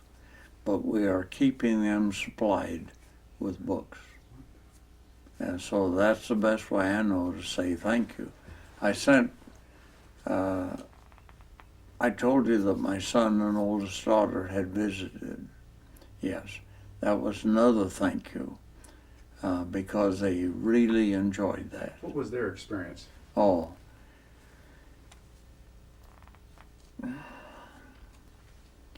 I don't know how to describe that. Of course, they've known about those people all of their growing up years, and they also are most thankful, of course. I have also we made a written description of their visit, and my son took a lot of slides. So I have a CD with a bunch of slides from that trip, and that's one I can make a copy of it. Wonderful. That'd be wonderful. Yeah. And so for them, it was like making full circle. Oh yes, yeah. Now, on the island, they live essentially the same as when I was there. The little grass huts. They eat bananas and breadfruit and fish. They are having a problem right now in that the ocean is rising or the islands are sinking. So that at high tide and windy weather, they get salt into their gardens. Their gardens grow bananas and taro. So they are having trouble there. They also are overpopulating it, of course. So they are now doing some relocating of some of the families to Buca and Bougainville to make more room. How long the islands will be there, I don't know. Now, you were there for 8 months, you said? 6. 6 months. 6. And that was now in 1943? 42 and 43, yes. 43. And how were you rescued? How did they find out that you were there? How did the Americans find out that You're going to have to come back. That's It's true. a very long story. Yes, it is. And I think I will. I think we will, because it's going to take a long time. What I'd like to do, and we'll break it down. Let's complete it today.